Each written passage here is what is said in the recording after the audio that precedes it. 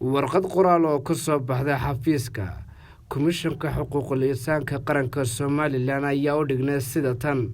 waxaanu booqanay hablaha ku xidhan xabsi ku yaala magaalada Gabiley taasoo dhawaan laga soo xilxiray magaalada Boorame ee xarunta gobolka Awdal iyagoo ku eedeysnaa inay calanka dowladda federaalka Soomaaliya ay ku dhaxidheen gudaha magaalada Boorame. hablahan ayaa tiradoodu ay dhammayd 35 hablood, waxaana komishanka xuquuqul insaanka qaranka Soomaaliland ay xuseen in qaarkood ay ku jireen waqtigaasi la soo xilxiray imtixaanka jaamacadda.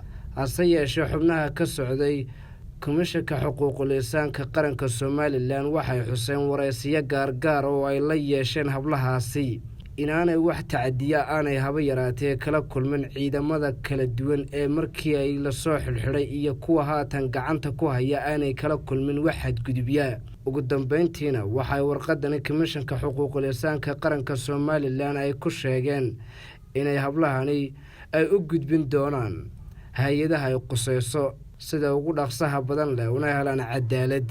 cabdikariim ciise cabdullaahi cabdikariim